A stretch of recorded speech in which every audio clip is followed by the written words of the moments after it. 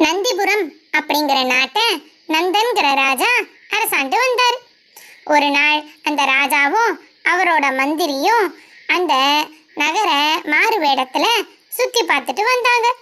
அப்போ அரசரோட வந்த மந்திரிக்கு ரொம்ப தாகமா இருந்தது.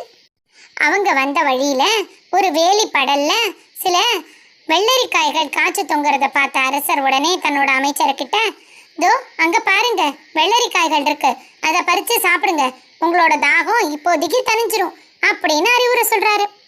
அந்த வெள்ளரிக்காய்களுக்கு கொஞ்சம் பக்கத்திலேயே ஒரு கல்லு மேல ஒரு பார்வை இல்லாதவர் உட்கார்ந்துருந்தாரு.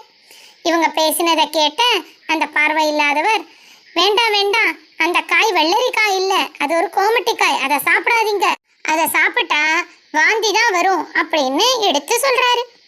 ஆனா அத அரசரும் அந்த மந்திரியும் கேட்கறதா இல்ல. அரசர் சொன்னதை கட்டளையா எடுத்துக்கிட்ட அந்த மந்திரி அங்க தொங்கிக்கிட்டு இருந்த அந்த காய்கள்ல சில இதை பறிச்சு நல்லா சாப்பிட ஆரம்பிச்சிட்டாரு. கொஞ்ச நேரத்திலேயே அவரு வாந்தி எடுக்கவும் ஆரம்பிச்சிட்டாரு. அவருக்கு வாந்தி நிக்காம வரவும் அதை பார்த்த அரசர் அந்த பார்வையற்றவர்கிட்ட, "நீங்க தானே இது கோமட்டிக்காய்னு சொன்னீங்க, இப்ப இதுக்கு என்ன மருந்து, இவரோட வாந்தியை எப்படி நிறுத்துறது" அப்படின்னு கேட்கிறாரு. அதுக்கு உடனே அந்த பார்வையற்றவர் அரசரை பார்த்து, "அரசே, எப்பவுமே கடவுள் ஒரு கஷ்டத்தை கொடுத்தாருன்னா அதுக்கான மருந்தையும் அதுக்கு பக்கத்திலேயே தான் வச்சிருப்பாரு. இந்த கோமட்டிக்காய்க்கு பக்கத்திலேயே சில பச்சளைகள் இருக்கு, பார்த்துருக்கீங்களா? அந்த பச்சளைகளை எடுத்து பறித்து அதோட சாரை கசக்கி அவர் மூக்குல அந்த வாசம் பிடிச்சாலே அவருக்கு இந்த வாந்தி நின்றுடும்" அப்படின்னு சொல்றாரு. அத மாதிரியே அந்த மந்திரி செஞ்ச உடனே அவரோட வாந்தி உடனே நின்றுடுச்சு. இதை பார்த்த அரசருக்கும் அமைச்சருக்கும் ரொம்ப ஆச்சரியமா போயிடுச்சு. இவருக்கோ பார்வை இல்லைன்னு சொல்றாரு, அப்ப அந்த வேலிப்படல்ல இருந்தது வெள்ளரிக்காவா கோமட்டிக்காவான்னு இவருக்கு எப்படி தெரியும் அப்படின்னு அவங்களுக்கு ஒரே சந்தேகம் ஆயிடுச்சு. அவங்க 2 பேரும் உடனே அந்த பார்வையற்றவர்கிட்ட, "சரி சரி, உங்களுக்கு எப்படி இது வெள்ளரிக்காவா கோமட்டிக்காவா தெரியும், சொல்லுங்க" அப்படின்னு அந்த அரசன் கேட்கிறாரு. அதுக்கு உடனே அந்த பார்வையற்றவர் சொல்றாரு, "நாட்டிலேயே ஒரே வறட்சி, பஞ்சம், எங்கேயும் மழை தண்ணி ஒண்ணுமே இல்லை, யாராவது வெள்ளரி பிஞ்சுகளை இப்படி வெளியில எல்லாரும் எடுத்துட்டு போற மாதிரி வைப்பாங்களோ இருக்கிற பசி பட்டினியில, அதனாலதான் அது கண்டிப்பா வெள்ளரிக்காய் இல்ல கோமட்டிக்காய்னு நான் சொன்னேன்" அப்படின்னு சொல்றாரு. இதை பார்த்த அரசருக்கும் அமைச்சருக்கும் இவர் இவ்வளவு பெரிய அறிவாளியா அப்படின்னு தோணுது.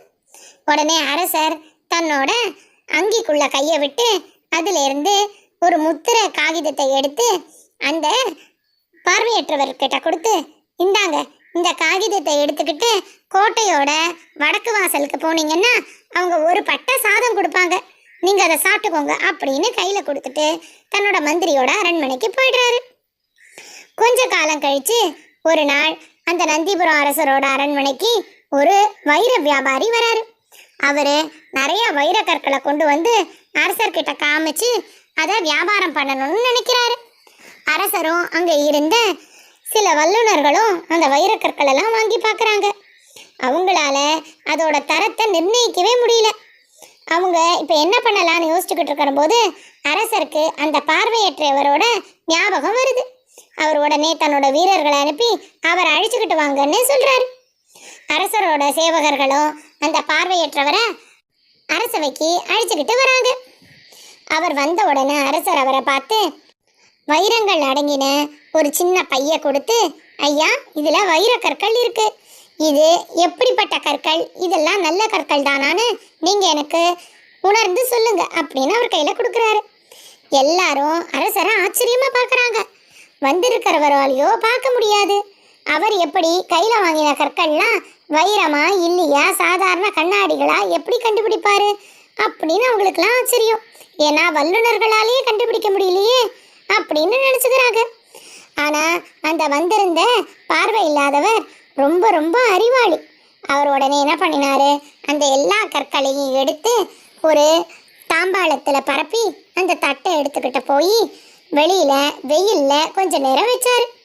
கொஞ்ச நேரம் கழிச்சு அந்த கற்கள்ல 2 பங்கா பிரிச்சு ஒரு பக்கம் இருக்கிறதெல்லாம் வைர கற்கள்னு சொல்லிட்டு மீதி எல்லாம் கண்ணாடி கற்கள்னு அரசர் கையில கொடுத்துட்டாரு. இதை பார்த்த அரசருக்கு ரொம்ப ஆச்சரியம். "எப்படி நீங்க இதை பிரிச்சீங்க?" அப்படின்னு கேட்கிறாரு. அதுக்கு உடனே அந்த பார்வையற்றவர் சொல்றாரு, "அரசே, வெயில்ல வைரங்கள் சூடாகாது, ஆனா கண்ணாடி கற்கள் உடனே சூடாயிடும். அதுபடிதான் நான் இந்த எல்லா கற்களையும் வெயில்ல கொஞ்ச நேரம் வைக்கவும் இதுல பாதி கற்கள் ரொம்ப உஷ்ணமா சூடா இருந்துச்சு. மீதி பாதி கற்கள் எப்பவும் போலவே இருந்துச்சு. அதுல இருந்துதான் அந்த வியாபாரி உங்களை ஏமாத்தி வைரக்கற்களோட கண்ணாடி கற்களை கலந்து விற்கிறாருன்னு கண்டுபிடிச்சு அதை நான் பிரிச்சு கொடுத்தேன் அப்படின்னு சொல்றாரு. அதே சமயத்துல அந்த வியாபாரி அரசருக்கு நம்ம கண்ணாடி கற்களை விற்க போறோம்னு தெரிஞ்சா நம்மளுக்கு தண்டனை கொடுத்துருவாருன்னு நினைச்சுக்கிட்டு இவங்களுக்கு தெரியாம அடிச்சுக்கோ பிடிச்சுக்கோன்னு நந்திபுரத்தை விட்டே ஓடி போயிட்டாரு. இப்போ அரசருக்கு அந்த ஏராளமான வைரக்கற்களும் இனாமாவே கிடைச்சிடுது. அரசர் ரொம்ப சந்தோஷத்தோட தன்னோட சட்டப்பையிலேருந்து ஒரு காகிதத்தை எடுத்து அந்த முத்திர காகிதத்தை அந்த பார்வையற்றவர்கிட்ட கொடுத்து, ஐயா நீங்க இதை எடுத்துக்கிட்டு மேற்கு வாசலுக்கு போய் அங்க ஒரு பட்டை சாதம் வாங்கிக்கோங்க அப்படின்னு சொல்லி கொடுக்குறாரு. கொஞ்சம் மாதங்கள் கழிச்சு அரசரோட மகனுக்கு திருமணம் பண்ணி வைக்கணும்னு அரசர் முடிவு பண்றாரு. இளவரசனுக்கு ஏத்த இளவரசிகளா அக்கம் பக்கம் நாடுகள்ல இருந்து இருக்கிற முறையான பெண்களை தேர்ந்தெடுத்து அதுல யார இளவரசருக்கு மனம் முடிக்கிறதுன்னு அரசருக்கு ஒரே குழப்பமா இருக்கு. அரசரும் இந்த குழப்பத்தை தீர்க்க அந்த அறிவாளியை தான் அழைக்கணும் அப்படின்னு முடிவு பண்ணி அந்த பார்வையற்ற பெரியவரை கூப்பிட்டு அரசர் தன்னோட மகனுக்கு திருமணம் பண்ணலாம்னு நினைக்கிறதையும் அதுக்காக அக்கம் பக்கத்து நகரங்கள்ல இருக்கிற ராஜகுமாரிகளோட விவரங்களையும் அந்த அறிவாளி கிட்ட சொல்லி, நீங்க சொல்லுங்க பெரியவரே, இதுல யாரை நான் தேர்ந்தெடுத்து என்னோட மகனுக்கு திருமணம் செஞ்சு வைக்கணும் அப்படின்னு கேட்கிறார். அதுக்கு உடனே அந்த பார்வையற்றவர், அரசே நீங்க நம்மளுக்கு அண்டை நாடை விட்டுட்டு அதுக்கும் அடுத்து இருக்கிற நாட்டு ராஜாவோட சம்பந்தம் பண்ணிக்காங்க அப்படின்னு அறிவுரை கொடுக்குறாரு. இதை கேட்ட அரசர், ஏன் அப்படி சொல்றீங்க? நம்மளுக்கு பக்கத்து நாடை விட அதையும் தாண்டி இருக்கிற நாடோட ஏன் நம்ம சம்பந்தம் வச்சுக்கிட்டா நல்லதுன்னு சொல்றீங்க? அதுக்கான காரணம் என்ன அப்படின்னு கேட்கிறாரு. அதுக்கு உடனே அந்த பார்வையற்றவர் சொல்றாரு, ஆமா அரசே, நம்ம இந்த நாட்டுக்கு அடுத்த நாடோட நம்ம சம்பந்தம் வச்சுக்கிட்டோம்னா அந்த நாடும் நம்மளுக்கு நட்பாயிடும். 2 நட்பு நாடுகளுக்குள்ள இருக்கிற நம்ம பக்கத்து நாட்டு அரசர் நம்ம கூட எப்பவும் தோழமையோட தான் இருப்பாரு. அவருக்கு 2 பக்கமும் நம்ம இருக்கிறதுனால அவரு நம்மளை எதிர்த்தோ நம்மளுக்கு பகைவியாமோ மாறிட மாட்டாரு. அதனால தான் நம்ம நாட்டுக்கு அடுத்த நாடை விட்டுட்டு அதுக்கும் அடுத்த நாட்டு ராஜகுமாரிய நம்ம இளவரசருக்கு திருமணம் செஞ்சு கொடுங்கன்னு சொல்றேன் அப்படிங்கிறாரு. அந்த பார்வையற்றவரோட அதி புத்திசாலித்தனத்தை பார்த்த அரசர் மெய் மறந்து போயிடுறாரு. உடனே அவர் வழக்கம் போல தன்னோட அங்கியிலிருந்து ஒரு முத்திரை காகிதத்தை எடுத்து அந்த பார்வையற்றவர் கையில கொடுத்து, ஐயா நீங்க கிழக்கு வாசலுக்கு போய் ஒரு பட்டை சாதம் வாங்கி சாப்பிடுங்க அப்படின்னு அதையும் அவர் கையில கொடுத்துட்டு அவரை அனுப்பி வச்சிடுறாரு. சில நாட்கள் கழிச்சு அரசர் ஒரு நாள் இரவு நேரத்துல மாறு வேடத்துல தன்னோட நகரத்தை சுத்தி பார்த்து கண்காணிச்சுட்டு வராரு. அப்போ ஒரு இடத்துல 2 பேர் அரசர் ரொம்ப கஞ்சம், முன்னாடி ஜென்மத்துல அவர் ஒரு பிச்சைக்காரனா தான் பிறந்திருப்பார் அப்படின்னு பேசிக்கிறாங்க. இதை கேட்ட அரசருக்கு மனசுக்கு ரொம்ப கஷ்டமா இருக்கு. ஏன் இவங்க இப்படி சொல்றாங்க அப்படின்னு நினைச்சுக்கிட்டே தன்னோட அரண்மனைக்கு போயிட்டு தூக்கம் இல்லாம தவிக்கிறாரு. இதுக்கான காரணத்தை நம்ம தெரிஞ்சுக்கிட்டே ஆகணும்னு முடிவு பண்றாரு.